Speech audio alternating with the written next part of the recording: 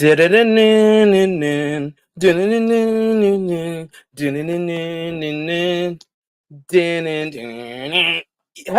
hello. It is me, your True Hill Phenom SP3. Back again on the True Hill Heat Sports and Entertainment channel for our very first entertainment video.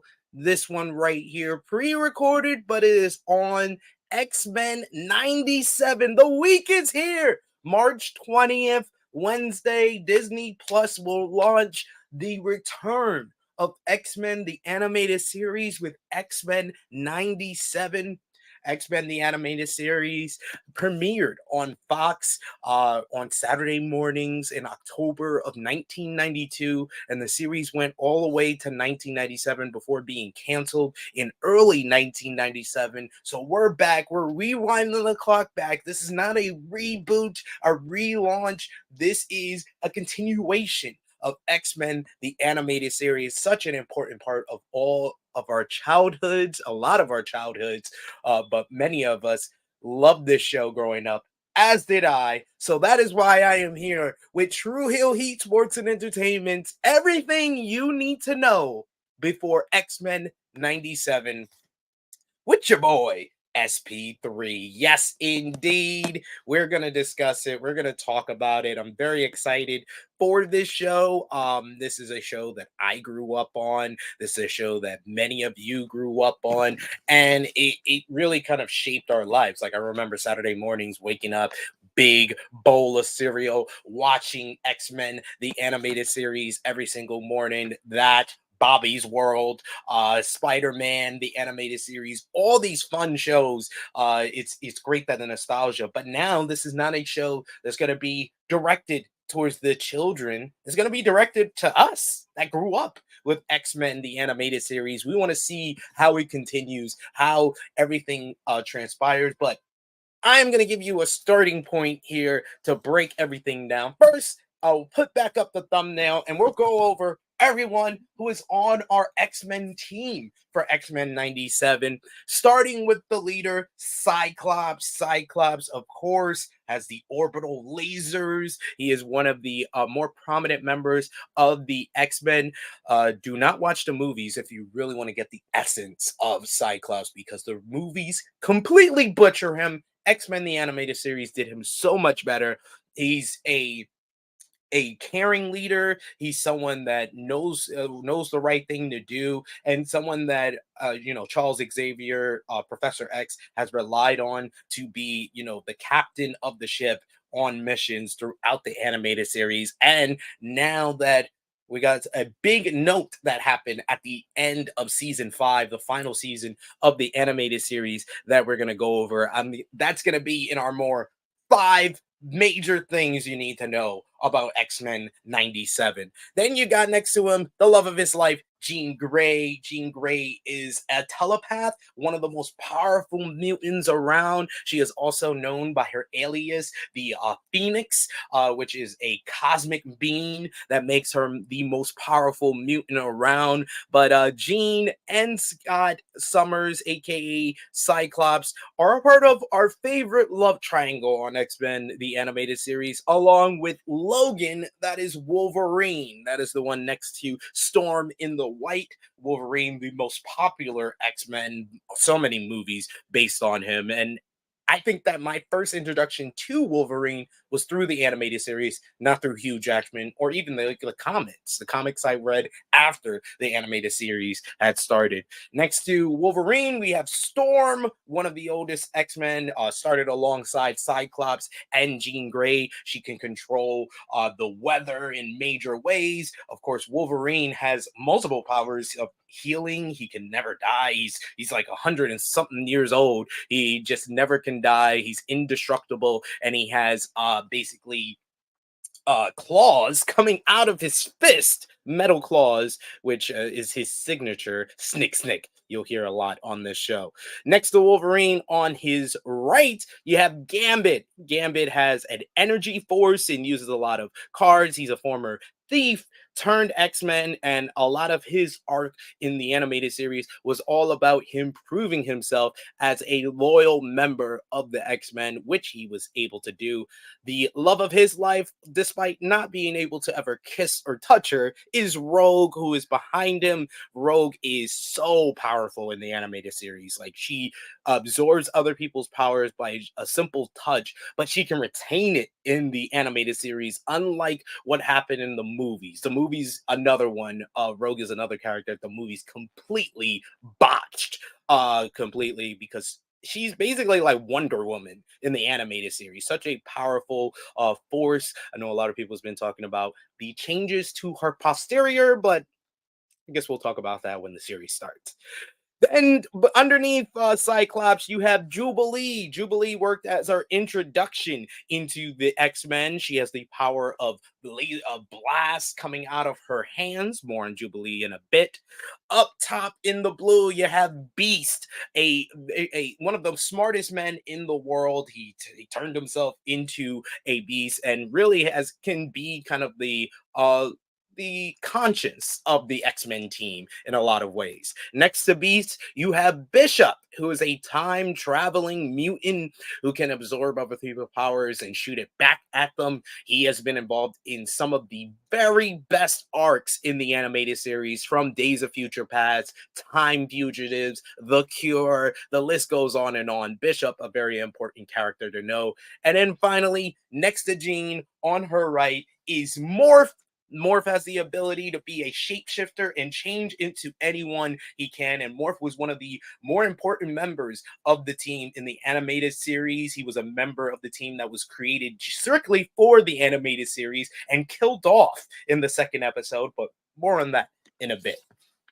So now that we've gone over the team and let you know their powers, where they stand right now, let's go over the most important things you need to know for X-Men 97. And number one is, of course, if you've seen the trailer, Charles Xavier is either dead or gone from Earth, taken in the care of Leandra after an attack by Henry Peter Gyrich. This happened on the season finale of season 5, Graduation Day. Gyrich is an anti-mutant campaigner, championed the mutant containment bill, and suspects Charles Xavier's true nature as a mutant, and turns on an energy disruptor. The device sends Xavier's powers into an overdrive, affecting everyone around him before leaving him in a coma. We even get Wolverine in a scene that says that he thinks that Xavier was dead at that point.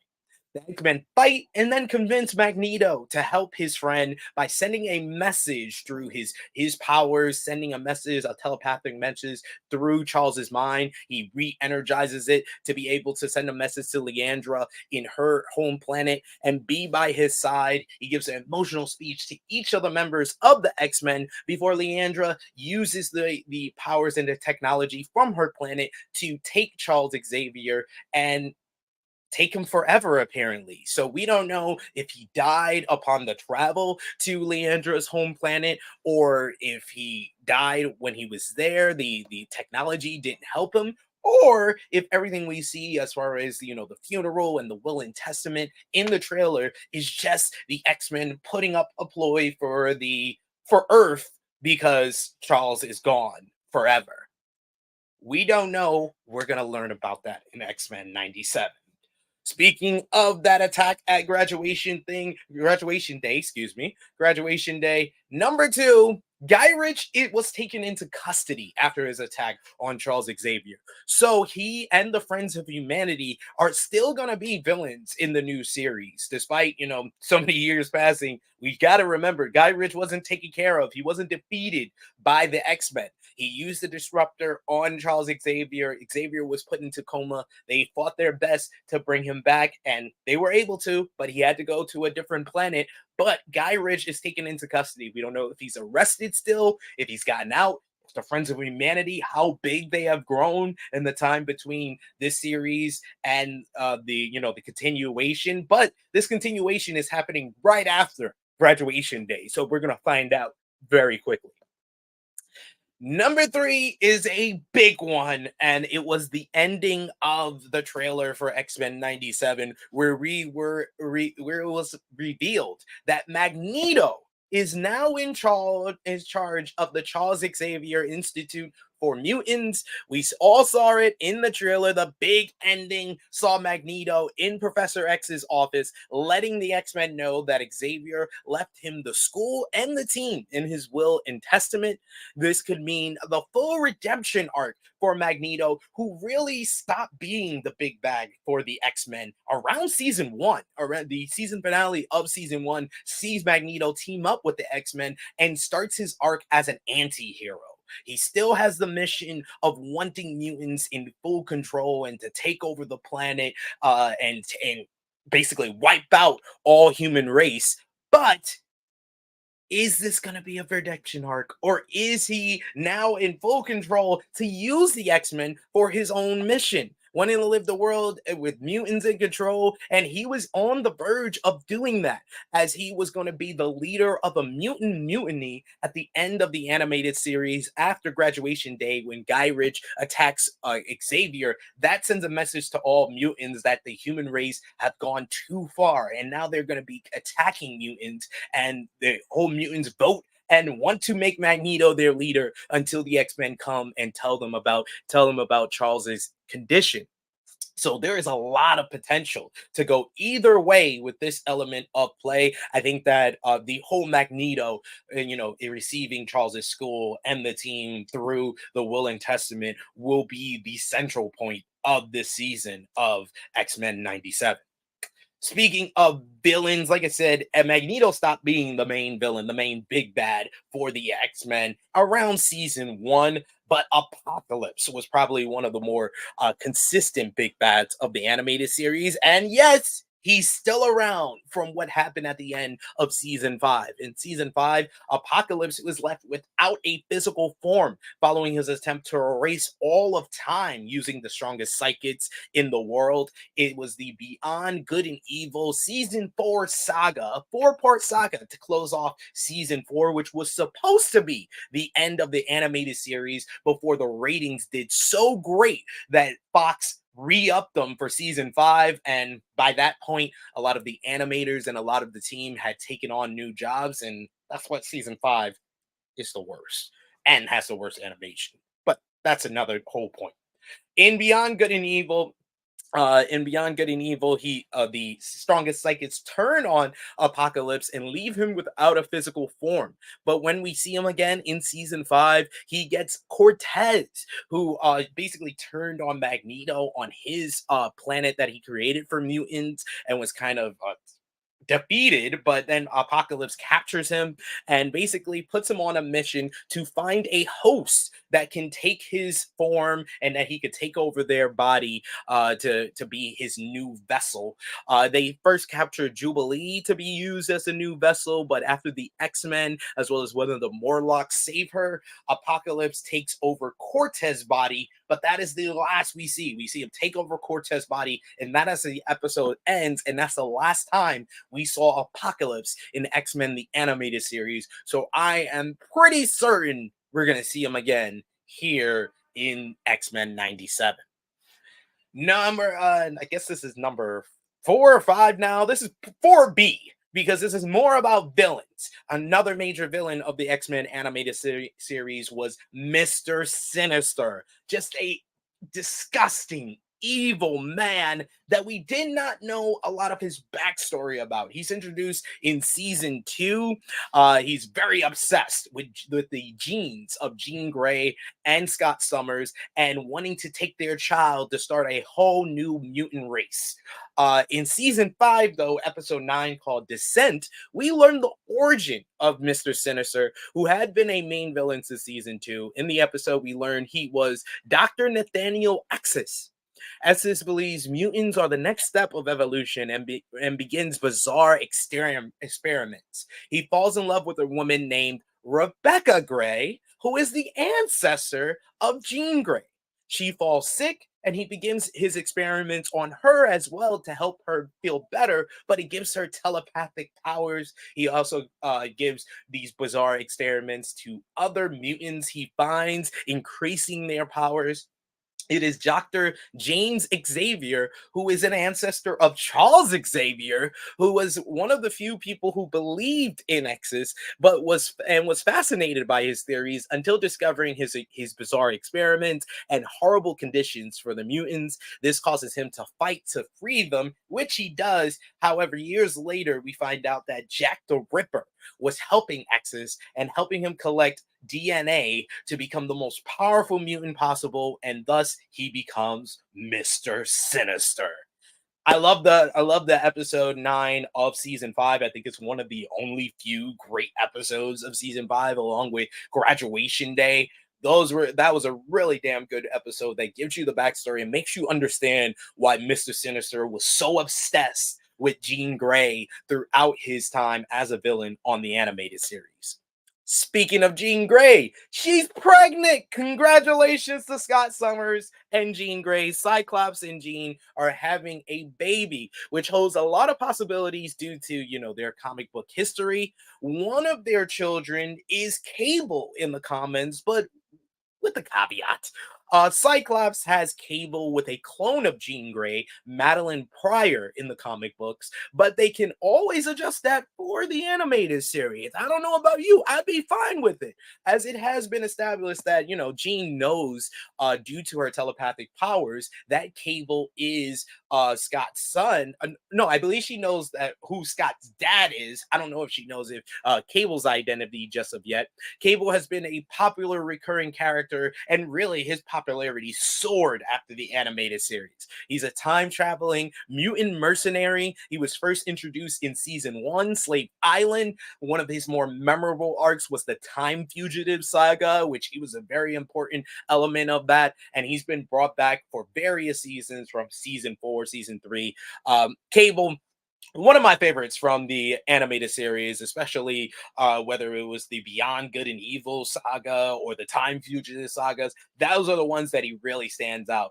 And if you know one thing about X-Men, the animated series, no one does time traveling as good as X-Men the animated series. From Days of Future Past, we already know Bishop will be in this series. I mentioned him, a part of our team, in the thumbnail. Bishop is also a time traveling mutant who was introduced in Days of Future Past. Him and Cable have gone at it in the past, but they were responsible for for saving the day in Beyond Good and Evil. So maybe they'll be together, but maybe we'll see Cable come back from time once again, with maybe Jean holding the baby Cable inside her. That would be a very interesting thing to do. So many interesting ways to go with Jean's pregnancy, I believe, in X-Men 97. And then you have another character who is back with us, Morph. We talked about Morph in our team. Morph was a character made strictly for the animated series. His arc was one of the most important and compelling of the series. He presumably dies in episode 2 to show the gravity of the universe we are in, with mutants being hated and Sentinels being created. However, Morph returns after being brainwashed by Mr. Sinister at the start of season 2. He was confused and also upset with the X-Men for leaving him the night he presumably died at the hands of the Sentinels. Morph eventually fights the brainwashing and helps the X-Men beat Sinister after kidnapping Cyclops and Jean Grey following their wedding. However, Morph goes away still having PTSD from the brainwashing and nearly dying. His issues come up in various different ways a few more times throughout the series until he finally rejoins the team in season 5's finale, episode 10, Graduation Day. So many important things happen. If there's one episode you need to watch, you got to watch that, because that will get you immediately ready for X-Men 97. But he rejoins the team. He poses as Professor X to help spread a message of peace while the real Xavier is in a coma. There has been a lot of online chatter as far as the decision to make Morph non-binary. It is It is not a he nor she, is to be referred by the pronoun of they. And I have heard very great things from everyone who has seen screeners of X-Men 97. Morph is a very quirky and campy character, but it works in what they are trying to present here with X-Men 97. And I think it's a logical decision based on who the character was during the animated series and to adapt them for those kids who are now adults and want those issues addressed and want more of a direct, you know, streamline into a lot of the issues and topics that X-Men talk about. X-Men talks about, you know, people coming out and, you know, sexuality. It's a lot of metaphors, you know, the mutants and the hatred that mutants feel is a lot of metaphors for racism, bigotry, homophobia. So I like that the fact that they have a non-binary character in the series, and it feels less like Disney move of making everything woke, as they say, and more of a decision to really drive home the message of X-Men. So I agree with this decision. And then finally, to close things out, we got to talk about Jubilee because she is finally one of the X-Men. Jubilee has been in training with the X-Men since season 1, episode 1 of the animated series. She filled the role as the introduction for the X-Men. We are introduced to Jubilee as an adopted kid whose foster father registered her for the anti-mutant registration, which leads to her running away to a mall where Sentinels come to capture her, but they are stopped by the X-Men. From there, we get her going through the X Mansion, meeting all the different X-Men, whether it be Beast, Wolverine, Storm, Cyclops.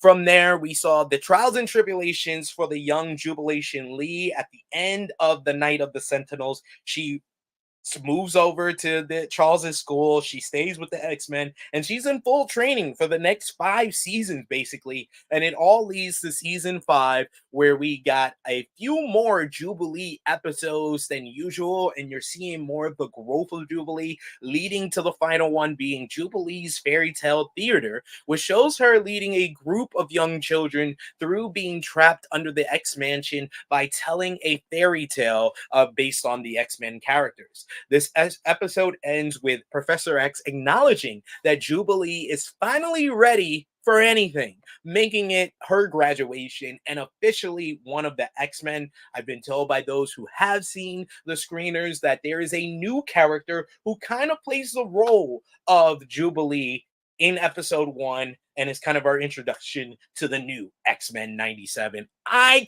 cannot wait, ladies and gentlemen. This Wednesday, March 20th, Disney Plus. I hope you got your subscription. I do.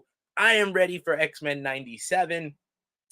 Let me know in the comments down below if you have any more questions in regards to X-Men the animated series or X-Men 97. Let me know in the comments down below. I'll be sure to interact with you right there. I want you guys to smack the like button and subscribe button. We have plenty more coverage of X-Men 97 to come, including weekly reviews of X-Men 97. Me and a couple of the folks from the True Hill Heat YouTube channel will be on here to review each and every episode on the True Hill Heat Sports and Entertainment channel. So I cannot wait. Let me know if you are just as excited as me for X-Men 97 in the comments down below. Also in the comments down below, let me know your favorite character from X-Men the animated series. I would love to hear that because we might have something special video, not including the weekly reviews that has strictly to do with the X-Men animated series